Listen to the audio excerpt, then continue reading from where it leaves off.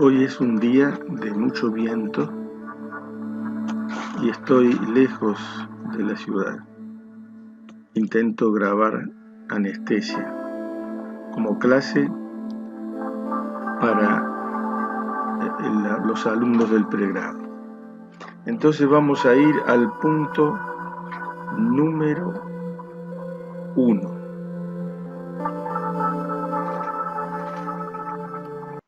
Así será la anestesia con los odontólogos, que hay que taparse los oídos por los gritos del paciente. Así es el miedo que tenemos de ir al odontólogo. Pero todo esto va cambiando. El New England Journal of Medicine del año 2000 publica una editorial sobre los hechos más trascendentes de la medicina en el último milenio. El desarrollo de la anestesia. Anestesia significa insensibilidad. Es un acto médico controlado. Se usan fármacos para bloquear la sensibilidad táctil y dolorosa, en todo o en parte del cuerpo, con o sin compromiso de la conciencia. Acto médico controlado es la noción básica, o sea que nosotros podemos controlar lo que sucede con el paciente. Y una pregunta que sale al cruce, ¿dónde está la conciencia? Bueno, muchas investigaciones, Harvard, primer mapa de la conciencia, analizaron el tronco cerebral y en el tegmen pontino dorsolateral rostral estaba asociada al coma. Otros hablan de la corteza prefrontal en área 9, 10, 11 de Brodmann y descubren dónde está ubicada la conciencia humana en la corteza prefrontal lateral. Y finalmente, que creo que quizás tenga más valor con los años se verá, en las redes que conectan diversas regiones del cerebro. O sea, la conciencia estaría en las redes. La anestesiología es la especialidad médica dedicada a la atención y cuidados especiales durante las intervenciones quirúrgicas.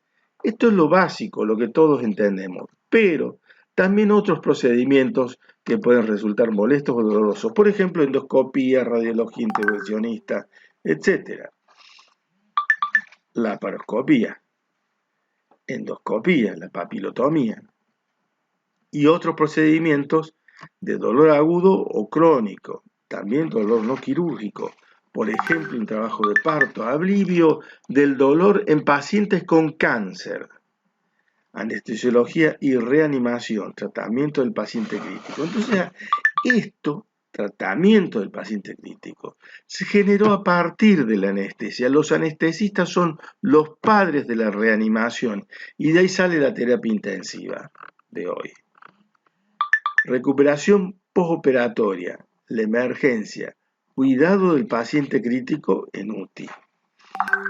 La terapia intensiva nació entonces como un brazo más de la anestesiología, o sea, los infartos, los ACV, etc. Después también se fueron subespecializando, la terapia intensiva infectológica, la terapia intensiva general, la unidad coronaria, etc. Son variantes de la terapia intensiva. Vamos al punto 2. ¿Cómo vive el cuerpo el proceso de la anestesia? ¿Cómo vive el cuerpo el proceso de tener que someterse a una cirugía? La cirugía y la anestesia son poderosos estímulos para liberar catecolaminas y hormonas. Entonces hay que pensar en el eje hipotálamo hipofisario suprarrenal y la respuesta al estrés. Entonces tenemos el eje neuroendocrino por un lado, el eje del vago y el eje inmunoregulador. Entonces la CRH, la ACTH y cortisol y la adaptación a la situación de estrés. La respuesta está en relación a la duración del acto operatorio, a la envergadura, a la magnitud de la cirugía. El trauma, las heridas, los tumores en los tejidos son estímulos aferentes al sistema nervioso central a través del nervio vago o décimo par craneal. Aumento del cortisol fuera del ciclo circadiano se libera desde el momento de la intubación incisión de piel, tracción de vísceras, hasta la extubación. O sea que el cortisol, más allá del ciclo circadiano, que ya vamos a ver, se libera justamente por el evento de la cirugía. Y atención, si se administran opiáceos, disminuye la liberación de cortisol. Entonces, cortisol, estrés. Entonces, de un lado tenemos la Tierra, que está oscura, es de noche, y hay secreción de melatonina. Y cuando está de día, está el cortisol. Pero miren, ahí está la trampa. La luz de noche hace que no podamos dormir más de una vez. Entonces nos quedamos colgados con las pantallas, etcétera, y vamos cambiando el ciclo cortisol-melatonina. Atención a eso, al estrés, atención a eso, a lo que es la alostasis, ¿sí? Y en relación a lo que sería la aparición de enfermedades, como ya vamos a ver, la diabetes, la hipertensión, la obesidad, la dislipemia, etcétera. La administración de opiáceos entonces disminuye la liberación de cortisol, corticoides. Catecolaminas, respuesta del sistema simpático. La noradrenalina y la adrenalina aumentan durante la anestesia y la cirugía. Se incrementan mucho más si hay hipoxia, hemorragias, sepsis e hipotermia. Preoperatorio complejo desde lo biológico y lo psíquico. Vamos al punto 3. Pero ¿cómo funciona esto? ¿Contra qué pelea el anestesiólogo? ¿Qué enfrenta el cirujano? Miremos el estrés. El estrés se relaciona con el miedo, y el miedo a su vez con la supervivencia, con la amígdala, la adrenalina, la acetilcolina y la oxitocina. Este sería el complejo que estaría detrás de esta situación de lo psíquico, del miedo, que también integra un aspecto de la anestesia. Entonces vamos a la amígdala. Pacientes sin amígdala. Los investigadores de la Universidad de Iowa de Estados Unidos describen el caso de una mujer cuya amígdala quedó destruida por una enfermedad. La paciente era incapaz de responder a estímulos de miedo ante víboras, arañas, películas de terror e incluso situaciones en las que su vida corría riesgo, peligro. La paciente fue expuesta a arañas para medir su respuesta. Pero, ¿cómo funciona este órgano capaz de disparar nuestros sentidos y hacer saltar el pánico, hacer saltar la alarma? Dos estudios publicados en la revista Nature acaban de descifrar el funcionamiento de lo que los científicos han llamado el circuito del miedo. El equipo de David Anderson del Instituto Tecnológico de California, de Caltech, y hablan de que el circuito del miedo han comprobado la existencia de dos tipos de neuronas en la amígdala para abrir y cerrar las puertas del miedo y controlar este proceso de ida y vuelta. Estas dos poblaciones de neuronas se inhiben entre ellas. Solo una de las dos poblaciones puede estar activa. Entonces una vigila y la otra está lista con los cañones para disparar. ¿Qué cosa? La adrenalina. Entonces, descarga de adrenalina brutal. Se abrió la puerta y está descargando la adrenalina. Y viene esa situación. La amígdala analiza el ambiente de forma continua en búsqueda de estímulos que predigan el peligro. Hauensack nos explica. Está espiando, está mirando. Microcircuito. Liberación brusca, descarga de adrenalina sería el otro grupo de células. Explosión múltiple y simultánea. Explosión múltiple y simultánea. Los efectos aparecen con gran intensidad. ¿Por qué? Porque está la adrenalina circulando. Efectos desagradables similares a un ataque de pánico. Su síntesis y liberación no están controladas por la voluntad. El organismo lo hace de manera autónoma. Miedo, entonces, relacionado con la supervivencia, la amígdala y sus dos grupos de células, la adrenalina desde la suprarrenal, acetilcolina y oxitocina. ¿Quién está detrás de la adrenalina? La acetilcolina. La acetilcolina libera adrenalina, abre canales de calcio, permite la salida de la adrenalina en la suprarrenal. Las suprarrenales segregan una gran cantidad de adrenalina en respuesta a un pico de estrés, miedo o ansiedad. Estrés, alerta. Ansiedad, conflicto. Miedo, amenaza. Y estas situaciones se interrelacionan. Homeostasis, alostasis. Si ustedes tienen en cuenta que cualquier episodio del día puede dar lugar a la secreción de cortisol, y luego disminuye, luego tenemos una nueva secreción de cortisol, luego disminuye, y así vamos creciendo y generando este espacio que se llama alostasis, contra este pequeño espacio que es el de la homeostasis. Tenemos tendencia a la homeostasis, con el cortisol, con la adrenalina, con todo eso. Lo que pasa es que imaginen usted un cirujano que entra a operar acá, después hace otra cirugía más, después hace otra, después entró a la guardia y se complicó un paciente. Y seguimos así. ¿Qué es lo que estamos fabricando? La alostasis, que no es la homeostasis. Y eso generaría diabetes, obesidad, hipertensión, etcétera, etcétera. ACV, ¿sí? Muy bien. Homeostasis, alostasis. Adrenalina, hormona del grupo de las aminas simpático-miméticas que estimula el sistema nervioso simpático. El sistema nervioso simpático es una de las ramas del sistema autónomo, controla las reacciones y reflejos viscerales. Sistema autónomo, sistema simpático, parasimpático y sistema entérico. El simpático está formado por una cadena de ganglios con origen en el bulbo raquídeo, conectándose a la médula espinal y a los órganos que inervan, con neuronas pre- y postganglionares. Las neuronas preganglionares son aquellas que conectan médula espinal y ganglio, funcionando generalmente a partir del neurotransmisor acetilcolina, y las neuronas postganglionares conectan el ganglio y los órganos dianas. En el sistema simpático, la noradrenalina. La adrenalina, noradrenalina es el acelerador, ¿sí?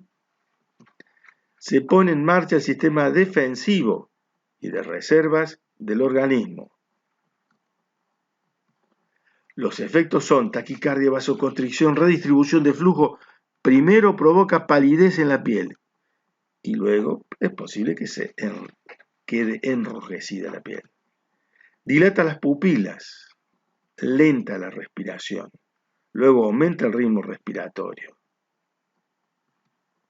Provoca una alteración brusca del metabolismo de las grasas y los hidratos de carbono, aumenta la glucosa circulante en la sangre, con lo que se incrementa la energía disponible, relaja la fibra muscular de las paredes del tubo digestivo y disminuye la actividad digestiva. Descarga de la adrenalina de forma brusca produce la angustia, irritabilidad, tensión e intranquilidad. Y esto le está pasando al paciente que está por ingresar al quirófano. Pone al organismo en una situación de emergencia llamada de lucha o de huida. Junto con la adrenalina y la glándula suprarrenal también libera cortisol y noradrenalina. Aumenta la tensión arterial, disminuye la actividad digestiva. La sudoración y el tono muscular aumentan. Controla los movimientos y si pasa de un determinado límite puede alterar la coordinación. Estas descargas de adrenalina se producen asociadas a una sensación de amenaza. Esta amenaza puede ser tanto real como imaginaria. Amenaza imaginaria, que en el quirófano hay monstruos. El miedo anticipatorio. Solo verle la cara al profe nos da miedo, ¿sí? Bueno, solo pensar en el quirófano, el barbijo, etc., nos hace sentir el miedo anticipatorio. Quizás se despierte una creencia limitante, lo que le pasó a mi mamá, lo que pasó a mi papá, lo que le pasó a tanta gente, o una película que vi. Y bueno, y así nos educaron con miedo al error, por ejemplo. Y a veces fuimos condenados por el error. Atención entonces, cuidado con la psiquis del paciente cuando está por entrar a la cirugía. Y cuidado con la psiquis del cirujano y de los anestesistas. Entonces, si la descarga de la adrenalina se perpetúa, tiene efectos nocivos, estado de fatiga constante, etc. Punto número 4. ¿Se puede mejorar la situación del paciente antes de la cirugía para que disminuya el estrés? Por supuesto que se puede mejorar. Es posible que puedas disminuir la descarga de adrenalina, su frecuencia e intensidad mediante el uso de técnicas de relajación, cambio en su estilo de vida.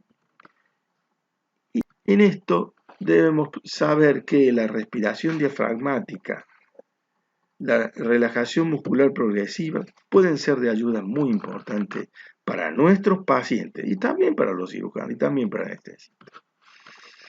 La respiración abdominal, llámenle como quieran, desde yoga, mindfulness, lo que sea. ¿Y por qué? Porque hay aumento del catabolismo proteico, glucogenólisis, y las moléculas siguen andando. Entonces nosotros tenemos que hacer lo contrario para que el paciente esté mejor. Mientras tanto se retiene sodio, aumenta la TA, aumenta la frecuencia respiratoria, aumenta los niveles de insulina. Pero nosotros, ¿qué tenemos que hacer? Relajar al paciente, ¿sí?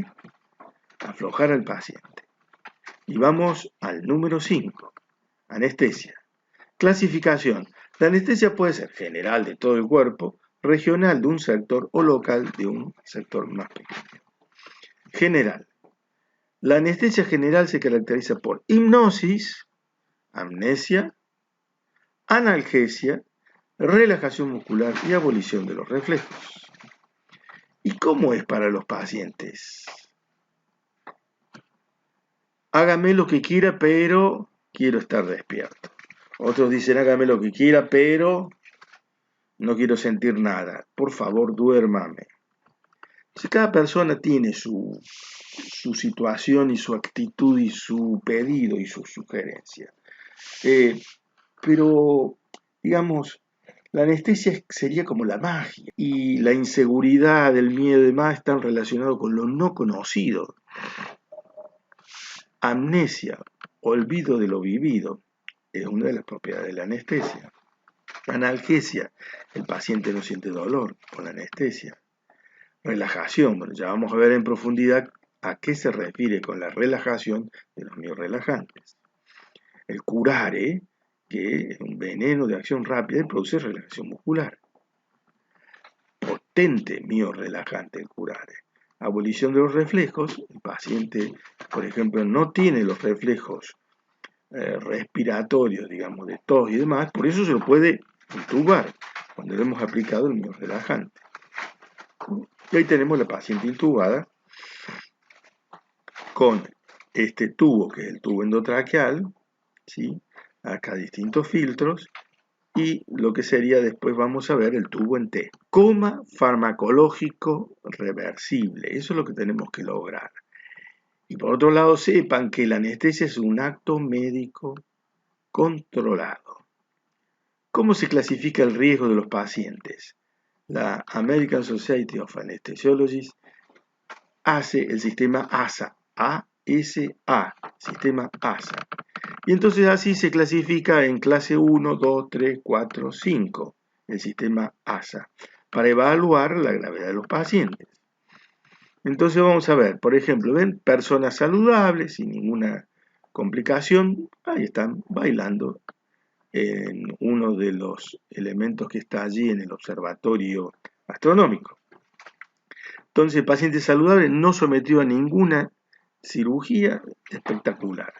Clase 2, paciente con enfermedad sistémica leve, controlada y no incapacitante. Puede o no relacionarse con la causa de la intervención. Por ejemplo, ven acá, están en una hermosa cena. Hay vino, hay gaseosa, bueno, están bien.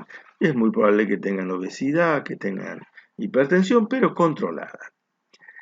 Clase 3, paciente con enfermedad sistémica grave, pero no incapacitante. Por ejemplo, la diabetes, cardiopatía severa, diabetes mellitus no compensada, cansancio fácil, mucha sed, aumento del apetito, orina aumentada y pérdida de peso.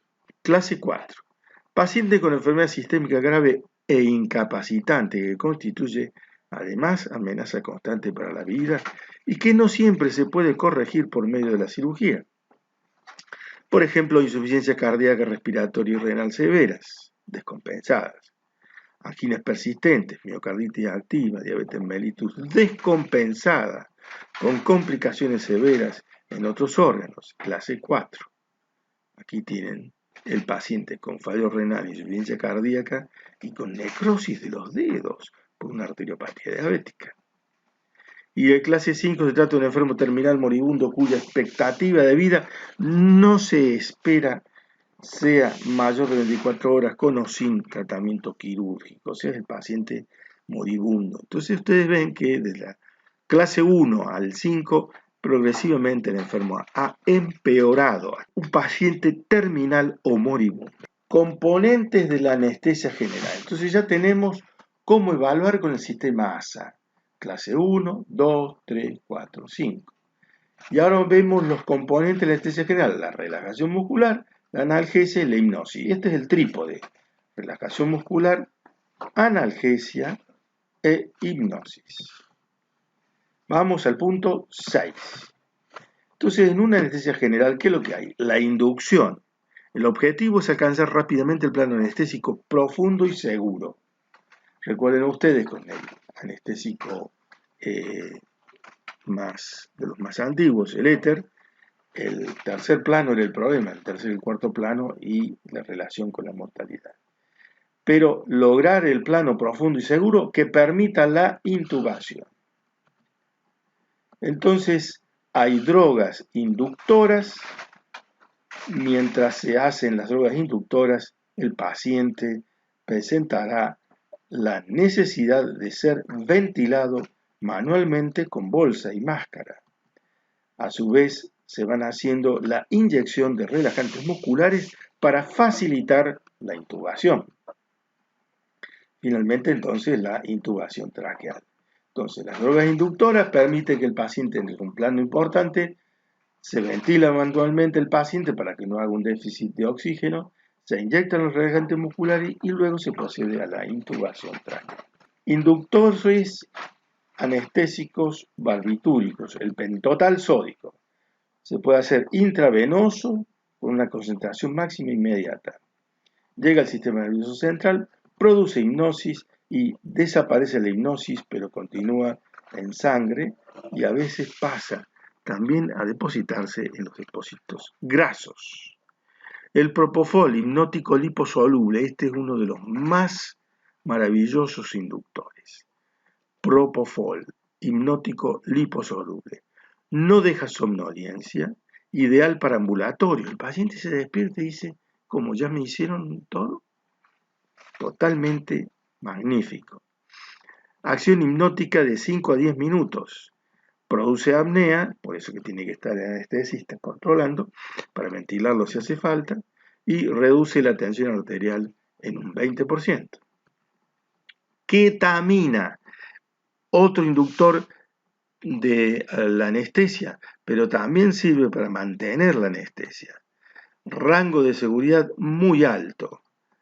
No deprime la respiración, es broncodilatador. Su analgesia se prolonga varias horas. Pero ¿cuál es el problema? Presenta nistagmus, salivación, ilusiones sensoriales. Algunos hablan de alucinaciones, algunos viajan por un túnel verde. Inclusive hay adictos a la ketamina. De cualquier manera, el medicamento es muy seguro para casos determinados que se los puede utilizar.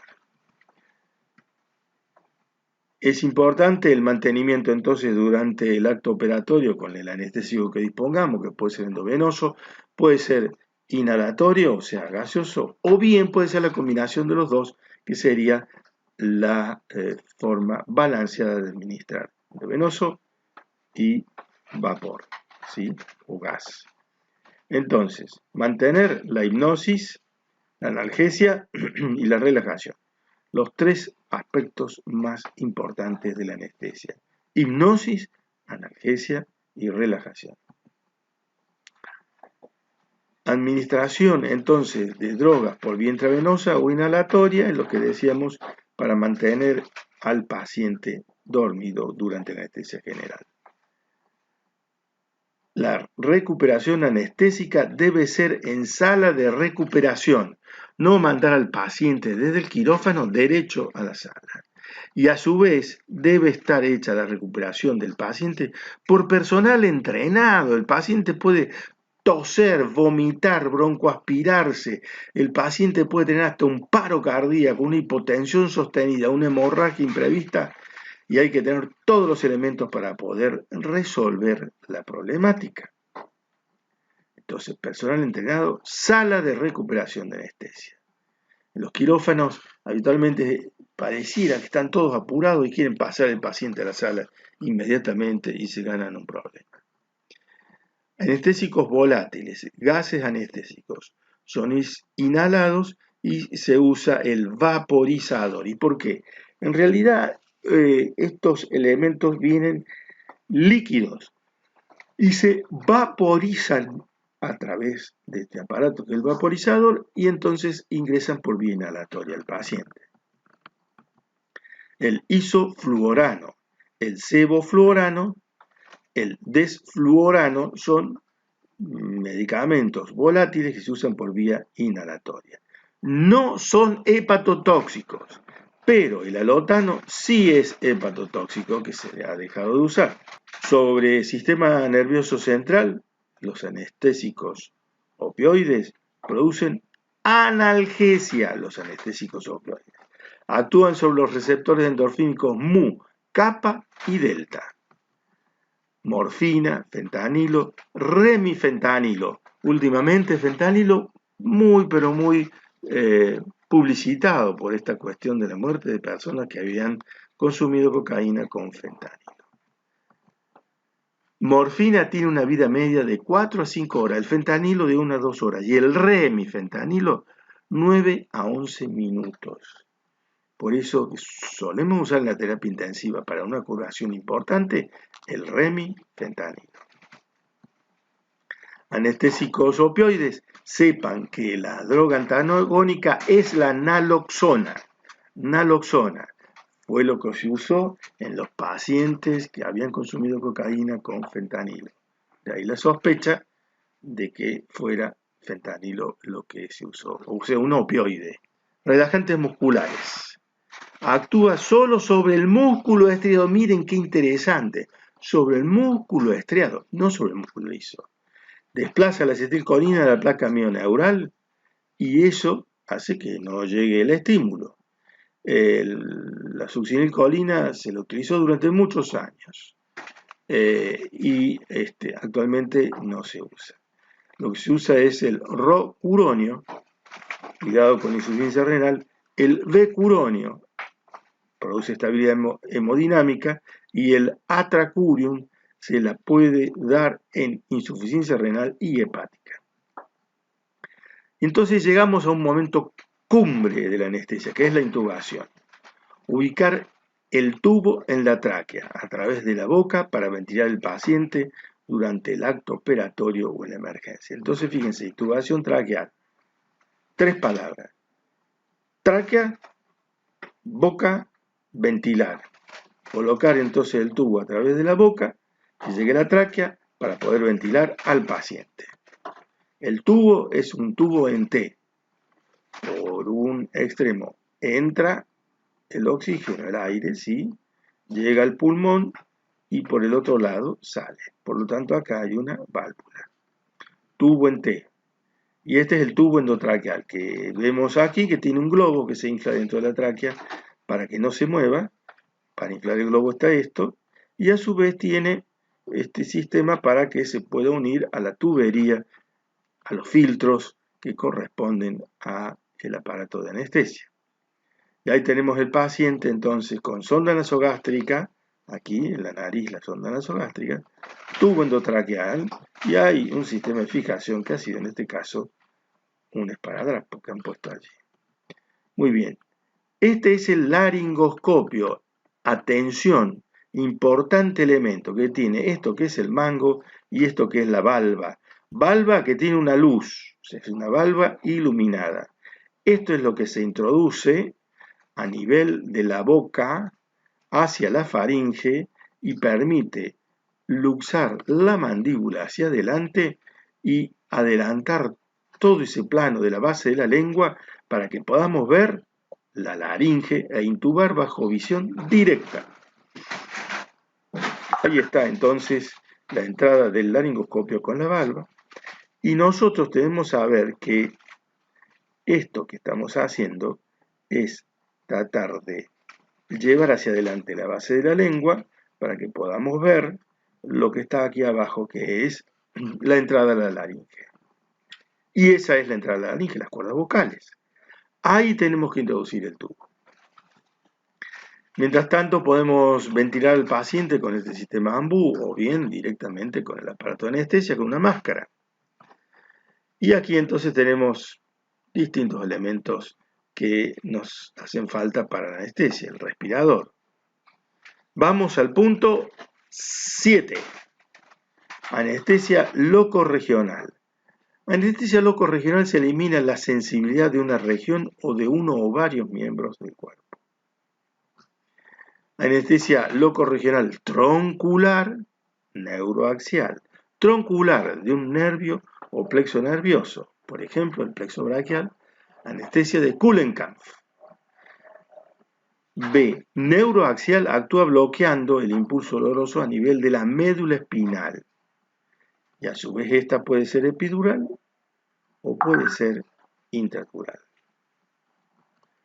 Y entonces aquí estarán las distintas profundidades donde vamos a trabajar con la aguja. La epidural por encima de la dura madre. Y aquí estamos entonces en posición para colocar la anestesia en la espalda peridural y la raquidia, que es la que más se usa hoy. Estamos buscando el lugar del espacio entre la cuarta y quinta. Dependerá la altura de las vértebras de acuerdo a la zona que queremos que se calme el dolor, que no haya dolor. En la paciente embarazada, bueno, acto anestésico. Pero todo esto, tanto la general como la regional y también la anestesia local, tiene que tener escrito una hoja porque es la documentación que nos puede llegar a defender llegado el caso de haber un problema. Y además, escribir esto ayuda a la historia clínica del paciente y a tener los recaudos por la siguiente anestesia que se deba hacer y además para que le llegue este informe del manejo del paciente intraoperatorio al médico de terapia intensiva, si va a terapia intensiva, o para el médico de la sala. De tal manera que la hoja de anestesia es fundamental. Pero la hoja de anestesia se iniciará en la consulta preanestésica del preoperatorio. Entonces, como no hay tiempo, muchas veces se obvia esta consulta preoperatoria, pero es fundamental para el anestesista. Debe realizarse antes del día de la intervención quirúrgica, para si tiene algún conflicto, por ejemplo, pedir una espirometría que no se le haya pedido antes, para hacer la evaluación del sistema ASA y para verificar que el paciente no tenga complicaciones más importantes que las que ha podido ver el médico tratante. Importantísima entonces la hoja de anestesia, la consulta preanestésica. Y de acuerdo a eso se elabora el plan anestésico, si general, si raquídeo, si local. Entonces se verá cuál es la estrategia que proporciona mayor seguridad para el paciente. Entonces también es muy importante ahí la relación médico-paciente. El paciente descubre quién es la persona que lo va a anestesiar, ¿sí? Ojo, que en instituciones muy grandes quien te anestesia no es la misma persona que la que te vio antes. Pero la situación es que comienza allí la relación médico-paciente con el equipo de cirugía.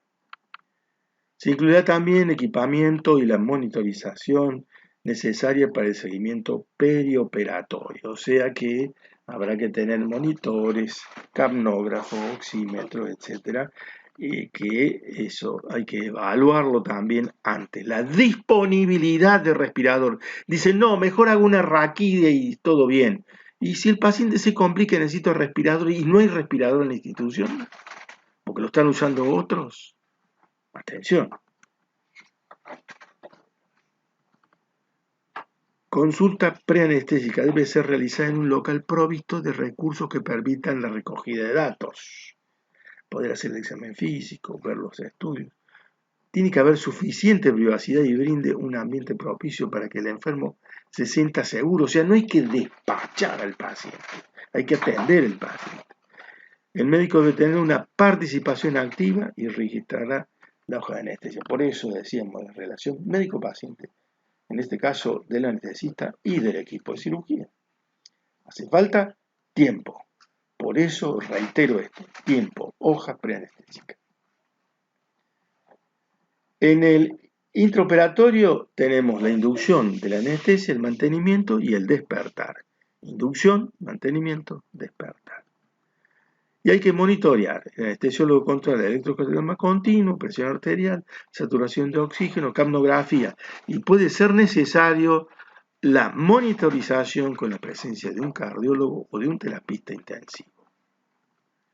Al mismo tiempo puede ser necesario prescribir análisis urgentes intraoperatorios, por ejemplo, problemas de coagulación, en cirugías muy agresivas, trasplantes de hígado, de pulmón.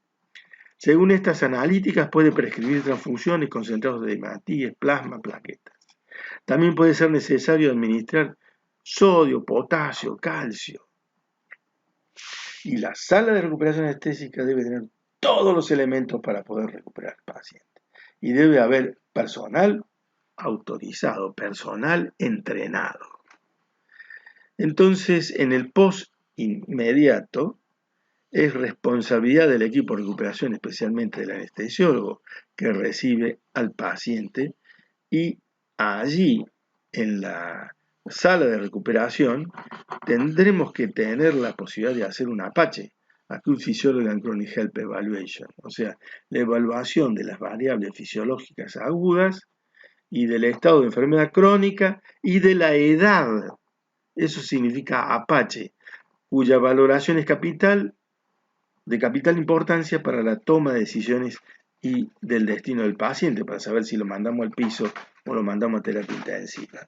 PAFI, que es la presión de oxígeno en sangre arterial en relación a la fracción inspirada de oxígeno. Y el SOFA, que nos permite abordar el tema del fallo múltiple de órganos. Herramientas entonces que el personal entrenado de la sala de recuperación, el anestesista y los terapistas intensivos tienen que manejar estos elementos para evaluar al paciente. Y puede pasar que estemos allí en la sala de recuperación y objetivamos una hemorragia importante. El paciente está pálido, taquicárdico, no satura, está hipoxémico, hipercápnico. ¿Qué es lo que pasa? Se ha broncoaspirado, ha habido una atelectasia, hay un neumotórax. O también puede ser que el paciente tenga una hemorragia de la cirugía que acaban de hacer. Por lo tanto, hay que estar atentos y no relajarse, dispuestos a hacer la reintervención.